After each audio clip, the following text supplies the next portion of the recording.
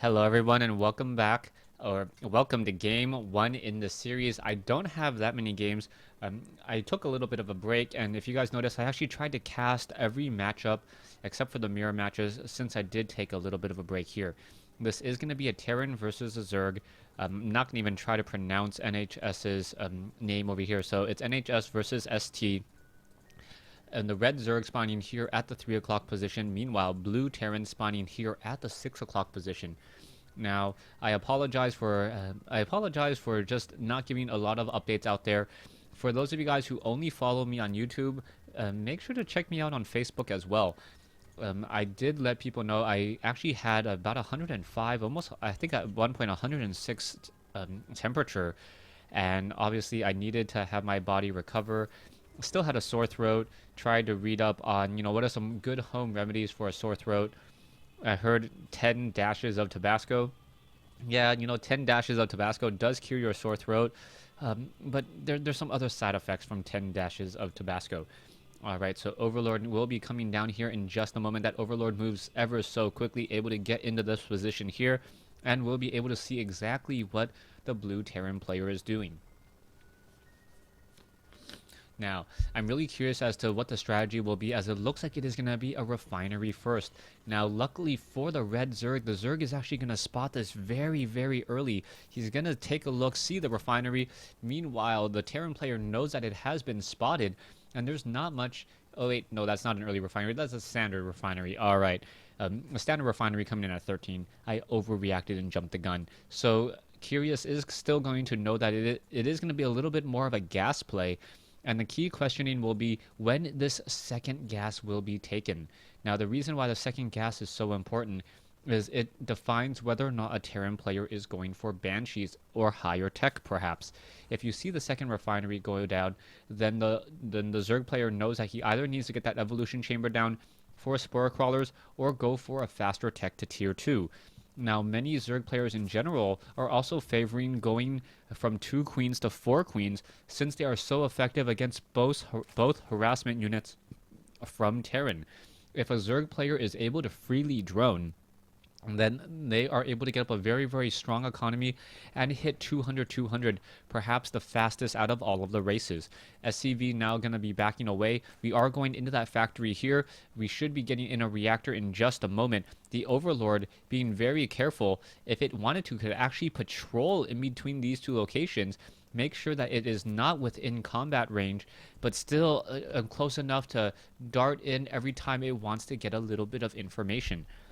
Marines now walking around the map as well, not exactly sure what they're doing here. We are going into that reactor, and now that we have one reactor, one factory, we may be perhaps going into a little bit of a longer game. Yes, we can see that the Terran player instead going for an earlier command center. So this is a reactor Hellion expand, as Zerglings are now making their way out.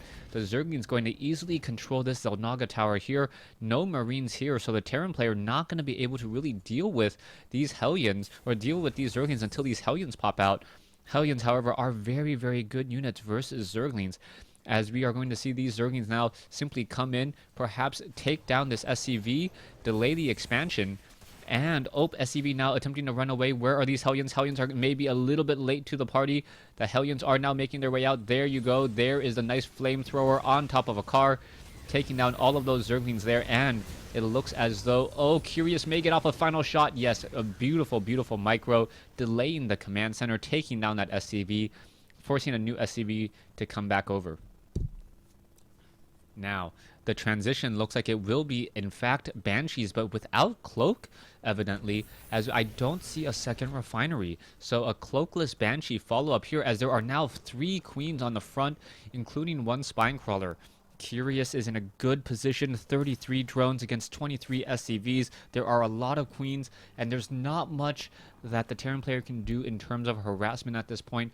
I would gotta give the advantage to the Zerg, but then the Zerg does have one thing going against him. He does not have his third base. Queen's now going to go ahead and make a move. You can see that the targeting range on those Queen with a range of 5, ever so nice. It is going to deny one of those creep tumors. Curious could have... Oh, no. Now going to lay another one, but it's going to get denied as well. So Curious, with these additional Queens, has been able to, I believe, yes, it is going to be 4 queens, should be able to continue to lay down creep tumors, and all it's really doing is just trading energy for hit points on units, which is exactly what you want to be doing. You can see now Curious once again making another move. Curious has 50, almost 60 energy here. An Overlord is going to get shot down. It's not going to spot much of anything, as we now see one SCV here and a hatchery who doesn't spot that SCV who is ever so close. Now, one Banshee without cloak looks to come in here and now get in some damage. Going to take down one drone. Can it get up the necessary drone kills is the key question. They're already getting up 3 kills and now backing away. I like this play. It forces Curious to also train up 2 additional Spore Crawlers. So what this is end up doing is that this one Banshee effectively got 5 drones to stop mining, and then also force the training of some additional Spore Crawlers. So that was a nice play. All he has to do is keep up this Banshee, and now it is going to be able to handle all of this Roach harassment as well, as the Banshee does move faster than Roaches, may even get off an actual unit kill. And there you go, actually taking down an army unit, and may be able to even take down 2. Is it going to be enough? No, the Roach just faster than that Banshee on creep. SCV now looking to back away. The Roaches are able to finish and take down that scouting SCV. We do have a 3rd orbital command already. And now more mules are being called. We are going into double engineering bay with mass barracks. No reactor on the starport though. And we should be going, what is this? Double tech labs for faster upgrades. But I should perhaps be expecting to see some Marauders. No, it is just going to be a lot of Marines coming in off of these 4 barracks. One Viking currently on patrol. Zerglings still without metabolic boost. We are now 9 minutes 30 seconds into this game. A little bit of a curious move here as the Hellion going to accidentally run into some Zerglings. Oh, this is not looking good. The Hellion needs to back off. The Zerglings smart enough not to chase those units there.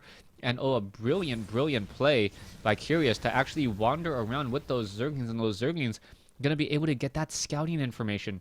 Now these Hellions need to race back over the Zerglings. Now with metabolic boost, we'll be able to see this in time. The Marines unable to get there at all. And now here we go, taking a little bit of damage, but it's just going to be purely superficial. Curious getting all of the scouting information he needs. Now, a proxy, or not a proxy hatch, a macro hatch being established here at what I will call the 2 o'clock location, 1 or 2 o'clock location. 4 hatch off of 3 base, a good number if you can remember to constantly hit those injects. We are going into Bling, Muta, Ling, Banelings, Mutalists, and Zerglings. A very good counter to what we currently see on the field, as we don't see any siege tanks as of yet. Hellions now getting blue flame tech instead. So it's really going to come down to those Marauders to absorb the damage from those Banelings, and then perhaps allowing the Banshee to finish off. The Banshee almost destroys a Baneling in one shot, dealing 24 damage, allowing a Marine to finish it off. And as long as you can get those Banelings detonated before they are within range, that is always very huge.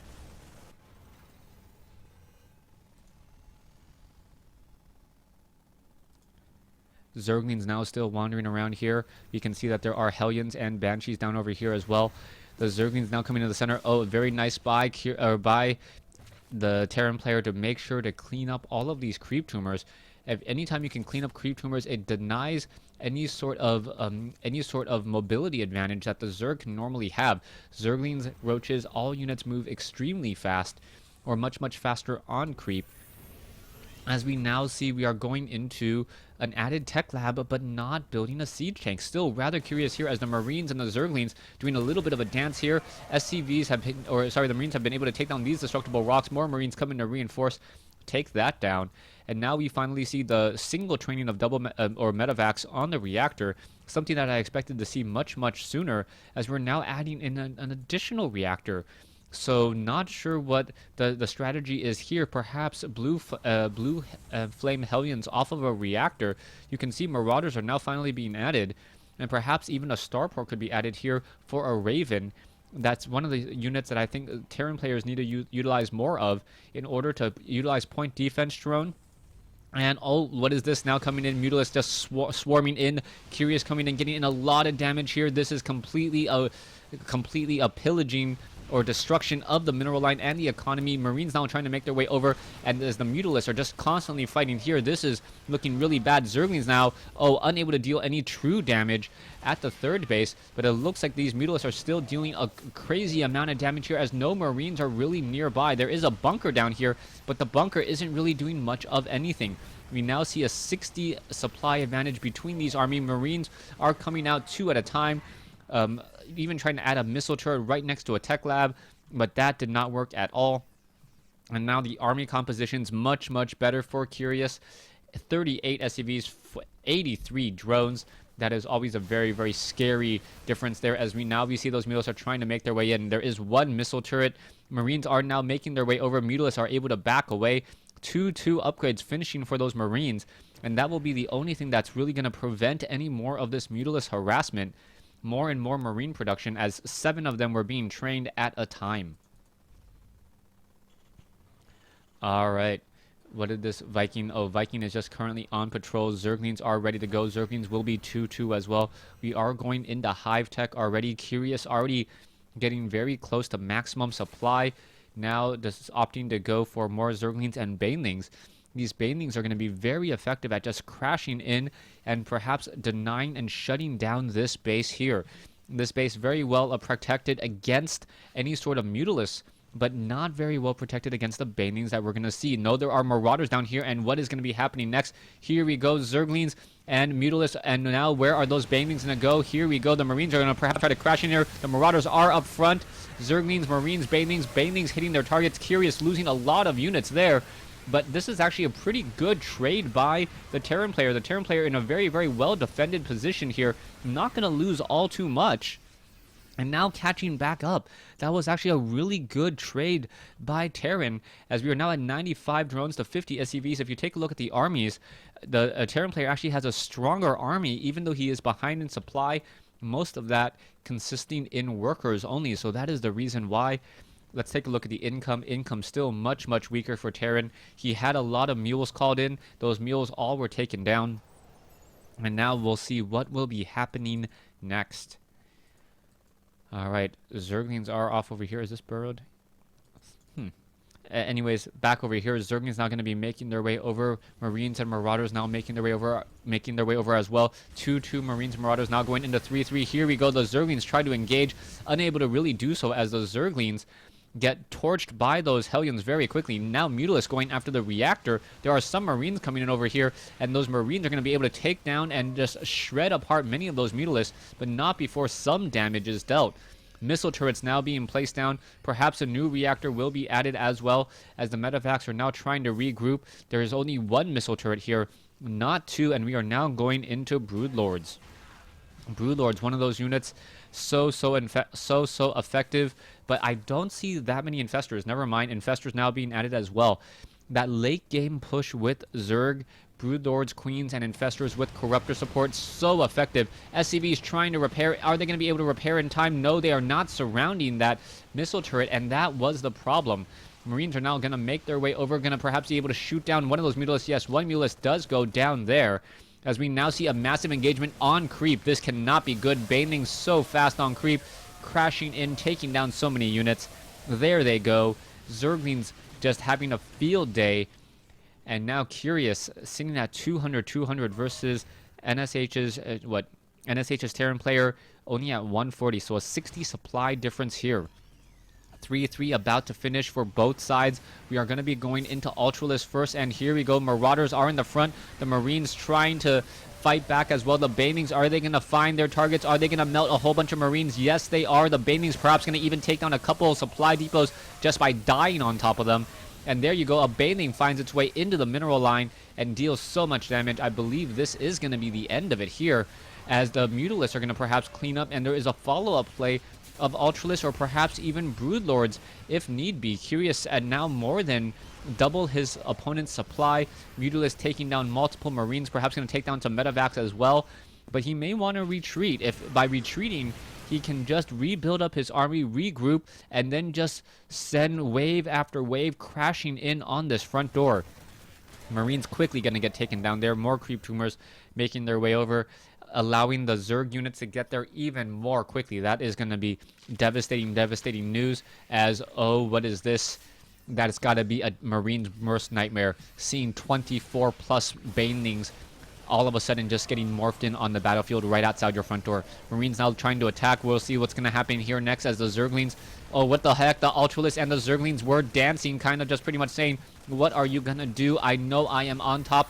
And here we go, Baneling just melting away, and there is the GG as NSH unable to take the victory at all. Curious, showing how strong late game Zerg can be, and really that early scout was what set up the entire game. Curious, knowing when the gas was coming in, knowing that there wasn't cloaked banshees, and just having all of that knowledge very early on helped him in the end. Thanks for watching. Thanks for listening. I hope you guys enjoyed this game here on Metropolis.